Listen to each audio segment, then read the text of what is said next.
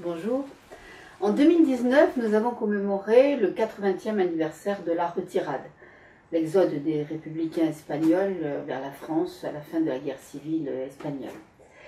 J'ai déjà consacré un livre à cette retirade en 2007, c'est Les enfants d'Élisabeth, où j'ai raconté donc la retirade, l'internement dans les camps sur la plage, celui de Rivesaltes, et puis la maternité suisse d'Elm, donc créée par Elisabeth Eidenbenz.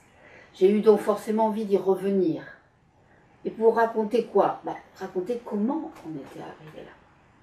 Ce qui s'était passé avant, donc la guerre civile. Problème, il y a énormément de livres sur la guerre d'Espagne. Et passer derrière Malraux, Hemingway, Orwell, Lydie Salver, qui a eu un prix Goncourt avec ça, franchement, un livre de plus, c'était un livre de trop. Sauf si je pouvais apporter quelque chose de différent, quelque chose qui n'avait pas été traité. Je le dis souvent, les historiens comme les auteurs sous-estiment le rôle du sport en tant que marqueur de société, en tant que sensibilité de la jeunesse, donc au soubresaut de l'histoire, etc. Et donc j'ai décidé de commencer à raconter ce livre, Le Front dans l'Azur, avec les Olympiades populaires de Barcelone. En 1931, quand les Jeux Olympiques de 1936 donc, ont été attribués à Berlin, personne ne pensait que 2 ans après, en 1933, Hitler allait arriver au pouvoir. Lorsque c'est le cas, c'est évident qu'il y a de nombreux athlètes, des pays même, qui se disent on ne va pas aller là-bas. On ne va pas participer à cette grande messe pour qui va célébrer le régime nazi. Pas question. Hitler et Goebbels ont été très habiles. Ils ont réussi à retourner bon nombre de responsables, en particulier le baron de Coubertin d'ailleurs. Mais il n'empêche que certains athlètes antifascistes ont refusé d'aller à Berlin. Et c'est ainsi qu'ont été organisées les Olympiades populaires de Barcelone en juillet 1936, dans sorte de contre-jeux olympiques. La France y a participé, en fait la France elle a choisi de jouer sur les 2 tableaux. Il y a une délégation qui est partie à Berlin au mois d'août et auparavant une délégation qui est donc partie à Barcelone au mois de juillet pour l'essentiel des athlètes de la FSGT, la Fédération Sportive et Gymnique du Travail. Et c'est eux que nous allons rejoindre, donc cette délégation française qui a pris le train de nuit, au départ de la gare d'Austerlitz, donc en direction de la capitale catalane. Au moment où nous les rejoignons, ils approchent du sud du département de l'Aude et ils viennent de se réveiller.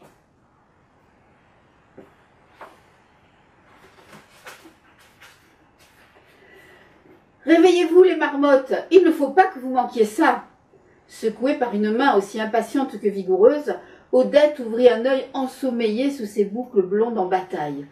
Elle laissa échapper un grognement de protestation, suivi d'une phrase confuse où il était question d'Ariengare, de Toulouse, de Narbonne, de l'International, du bois dur des banquettes de 3e classe et du peu d'heures de sommeil qu'elle avait eu. Les derniers mots se perdirent dans un bâillement qui fit éclater de rire tout le compartiment. « Je te jure que tu vas me remercier !» insista Madeleine en enjambant les genoux de la dormeuse, une valise qui n'avait pas trouvé place dans le filet et un ballon de basket qui avait roulé sur le sol. Le rideau, tiré avec énergie, laissa entrer un flot de soleil qui inonda d'un coup les 3 habitacles cahotants, crispant quelques paupières et obligeant certaines passagères à se protéger les yeux de leurs bras repliés. Derrière la vitre, le paysage défilait à toute allure, déroulant le satin bleu pâle d'une vaste étendue d'eau que l'astre du jour naissant moirait d'argent comme une robe de soirée en lamé fluide dessinée par M. Jean Patou. À travers la dentelle de roseaux qui roulait la rive, on apercevait une troupe d'échassiers au plumage rose et aux pattes graciles. « C'est la mère ?» s'enquit Jeanne. Elle travaillait comme vendeuse à la Samaritaine et n'avait jamais quitté la région parisienne avant cette mi-juillet 1936. Madeleine, qui refaisait le chemin en sens inverse, ballon, valise, jambes, en s'accrochant au porte-bagages pour ne pas perdre l'équilibre à cause du roulis, secoua la tête. « Pas encore !» Elle affichait la mine réjouie et l'air mystérieux du prestidigitateur s'apprêtant à sortir un lapin blanc de son haut de forme. D'un geste théâtral, elle ouvrit la porte qui donnait sur le couloir. « Et voilà !» annonça-t-elle triomphalement. « Regardez des 2 côtés surtout !» Elle savourait par avance la réaction que ses camarades ne pourraient manquer d'avoir. Elle ne fut pas déçue. Le train roule sur l'eau, balbutia Odette qui avait décidément du mal à émerger. Mais bien sûr, se moqua gentiment sa voisine, une rouquine délurée qui répondait au diminutif de Suzy. Il est amphibie, et même qu'il s'envole s'il n'y a plus de rails. Les filles poussaient des oh et des ah, en passant de la fenêtre du compartiment à celle du couloir, sous l'œil amusé d'une demi-douzaine de footballeurs du YASC, sont des réfugiés juifs d'Europe de l'Est, sélectionnés dans les équipes de France et de Belgique. Ils en oubliaient le journal acheté sur le quai à Narbonne, dans lequel ils étaient encore plongés un instant avant, à commenter avec animation le nombre d'entreprises occupées par les camarades grévistes dans la région et les exploits de Silver Maes sur les routes des Alpes. Antonin Magne, le leader de l'équipe tricolore, parviendrait-il à rattraper son retard sur le champion belge pour remporter un nouveau Tour de France? Tonnant la méthode attendrait, il y avait pour l'heure plus intéressant. Quelle mouche piquait ainsi les filles? La voie ferrée passe sur l'étroite bande de terre qui sépare les étangs côtiers de la Seiche et de l'Hérolle, expliquait Madeleine. Si étroite que de l'intérieur des wagons on ne la voit pas, et qu'on a l'impression de rouler sur l'eau, comme dit notre Odette. Gamine, je tannais tout le monde pour qu'on laisse la porte du compartiment ouverte, et je restais debout sur le seuil, en essayant de ne pas tomber, pour savourer cette sensation magique. Le train spécial, parti la veille de la gare d'Austerlitz, filait à toute bielle droit vers le sud, matérialisé par une barrière de petites montagnes calcaires aux croupes arrondies, aux sommets chauves et aux pentes arides, auxquelles ne s'accrochaient que quelques arbres étiques et des lambeaux de garrigues. La petite fraîcheur de l'aube s'était déjà dissipée, et des bouffées d'air chaud entraient par la vitre ouverte, à laquelle étaient accoudés les fumeurs qui tiraient nonchalamment sur leur gauloise caporale. Les premières cigales affûtaient leurs cymbales sur les troncs des pins et des amandiers. On percevait leur stridulation entre deux halètements saccadés de la locomotive. La vapeur blanche qui s'échappait de sa cheminée posait sur le bleu du ciel immaculé des petits nuages qui s'évanouissaient aussitôt. On avait dépassé Port-la-Nouvelle. Les rails longeaient à présent un petit chemin poussiéreux et le convoi doubla un trio de cyclistes qui pédalaient allègrement, sac au dos. On échangea des saluts enthousiastes à grand renfort de bras agités et de cris modulés. « Oh, oh !» Signe de ralliement de la jeunesse, celle des congés payés tout neufs passés à vélo et celle des sportifs antifascistes en route vers Barcelone. « Comment se fait-il que tu connaisses si bien la région ?» Le front plissé, la rouquine, qui avait décidément l'esprit vif, affichait sa perplexité. « Ah, c'est l'avantage d'avoir un père instituteur, » sourit Madeleine, qui sentait les souvenirs d'été radieux remonter en foule. Il était en vacances du 14 juillet à fin septembre. On en profitait pour descendre dans le Midi, rendre visite à sa famille, mes grands-parents, mon oncle, ma tante. Enfin, une année sur deux, parce que c'était quand même une vraie expédition. Le paternel avec sa jambe raide et sa canne, ma mère avec deux petites valises, une dans chaque main pour équilibrer, mon petit frère qui disparaissait presque derrière un sac à dos énorme, et moi qui me débattais avec le cerf-volant, le filet à papillons et le panier de pique-nique. Pour burlesque qu'elle fût, cette évocation rendit Suzy songeuse. « Oh, ça devait être épatant !» soupira-t-elle. « Moi, le plus au sud que je suis allée, c'est à Montargis, où j'ai une vieille cousine. Il y a des maisons à colombage le long d'un canal, c'est joli, mais bon, c'est loin de la mer. » La grande bleue, elles en rêvaient toutes. Les dactylographes, les ouvrières d'imprimerie, les caissières de grands magasins, les harpettes et les secrétaires avec laquelle Madeleine s'entraînait 2 fois par semaine en sortant de l'hôpital. Dès les premiers beaux jours, elles en parlaient entre 2 tours de terrain. Pour certaines, c'était la Bretagne, avec ses plages immenses découvertes par la marée et ses falaises sauvages, ses hortensias et ses petits ports de pêche. Les autres ne juraient que par la Côte d'Azur, ses palmiers, ses mimosas et ses œillets, ses hôtels, ses casinos et sa mer turquoise. Or voilà, qu'en donnant des vacances aux travailleurs, le Front populaire rendait ce rêve soudain accessible. Et, cerise sur le gâteau, les contre-olympiades en Catalogne le leur offraient sur un plateau, là, tout de suite, sans attendre, en un véritable feu d'artifice mêlant sport, voyage, dépaysement, camaraderie et défense de la liberté. Comme c'était excitant. Tu n'avais pas dit que tu venais de Lyon? La rouquine, une joueuse de basket-ball, ne perdait pas le nord. Cependant, si elle était curieuse, elle n'était pas suspicieuse. Que sa camarade poursuive encore ses études la distinguait déjà des autres filles. Elle voulait juste en savoir plus.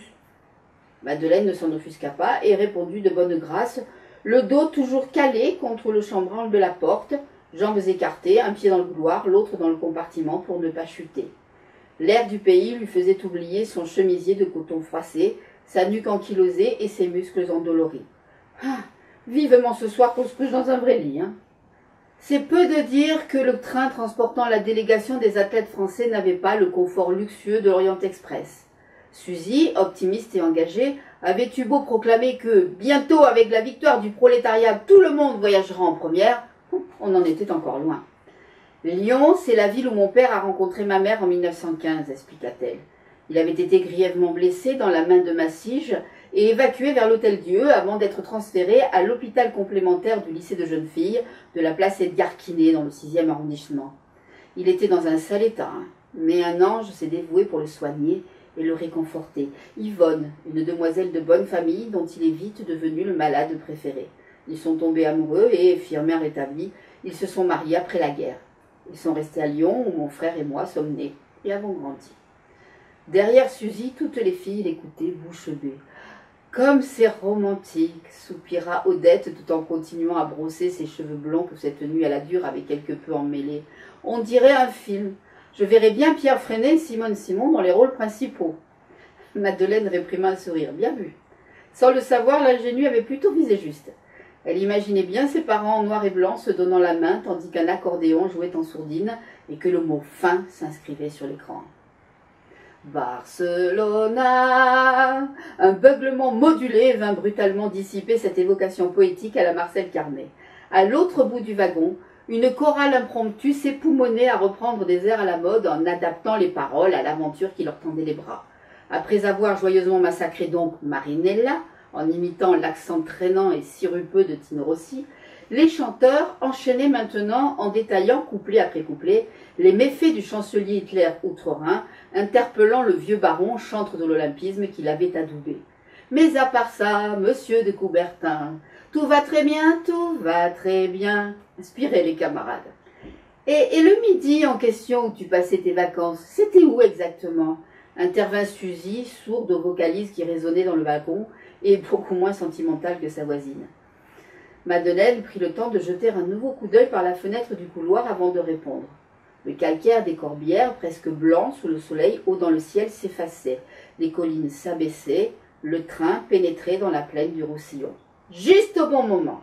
Décidément théâtrale, ce qui n'était pas dans ses habitudes, son naturel ne la poussant guère à se mettre en avant, à croire que le soleil catalan, celui de son enfance, lui donnait de l'audace, elle tendit le bras vers l'ouest et la montagne couronnée aux épaules puissantes qui dominait en majesté la mosaïque des blés blonds, de vignes grenues et des vergers chargés de fruits mûrs. À ses pieds, comme tout loyal sujet catalan du roi Canigou. La rouquine émit un sifflement admiratif, ponctué d'un clappement de langue appréciateur. Spectaculaire, reconnut-elle, mais encore. Si elle était aussi opiniâtre sur un terrain de basket, elle devait être très difficile à battre. Hein. Une vraie teigne. Tiens, d'ailleurs, où était le reste de sa formation? Pourquoi était-elle seule dans ce compartiment? Ses coéquipières en avaient peut-être eu assez de ces questions. Madeleine capitula. Mes grands-parents ont une ferme là-bas. Maintenant qu'ils sont âgés, c'est mon oncle fidèle, le frère aîné de mon père, qui s'occupe de l'exploitation. Évidemment, c'est trop loin pour apercevoir l'endroit, mais imagine. Le regard fixé sur le massif bleuté qui se fondait dans l'azur du ciel matinal, Madeleine voyait flotter devant ses yeux, avec une précision troublante, les souvenirs chers à son cœur. Une rivière, enfin non, un fleuve côtier, la Tête, dégringole des Pyrénées. Grosse de la fonte des neiges au printemps, presque à sec en été quand on la traverse en sautant de pierre en pierre, mais que les pluies diluviennes de l'automne font déborder périodiquement, quitte à emporter quelques murets, parfois même la moitié d'un champ au passage. Sur la rive, un gros village couvert de tuiles rousses, chef-lieu de canton, s'il te plaît. Vinça. Ma tante Anna y tient une épicerie avec son mari. Elle y trône au milieu des boîtes de sardines, des sacs de haricots et des tonnes d'huile. Et un peu plus haut, en remontant le Piémont, un hameau, Saorle. Une poignée de maisons en cailloux, un mélange de galets roulés et de briques rouges, des granges et des étables, serrées autour d'une vieille chapelle romane à qui je dois mon prénom. Mon père y tenait. C'était sa façon de garder toujours avec lui un bout de la terre de ses aïeux. À présent, toutes les filles, tête pressée dans l'encadrement de la porte du compartiment, contemplaient l'Atlas aux tempes neigeuses dressées contre l'horizon, imaginant les chemins ombragés, les mulets aux grelots tintinabulants et les vieilles en foulard noir. En tant que secrétaire, j'ai pas un gros salaire. Tu crois qu'en économisant sou par sou, je pourrais venir y passer une semaine de congé payé l'été prochain? Odette, sa brosse à la main, rêvait tout éveillée, mélangeant le pays catalan raconté par Madeleine et la Provence que Marcel Pagnol avait filmé l'année précédente dans Cigala. Nous pourrions peut-être y venir ensemble et tu nous servirais de guide. Oubliant son interrogatoire inquisiteur, Suzy s'était à son tour laissée prendre à la fascination du canigou et du paysage méditerranéen aux couleurs brouillées par la chaleur qui l'enserrait de ses bras musculeux. Demain, nous allons faire escale à Perpignan. Le train va rentrer en gare.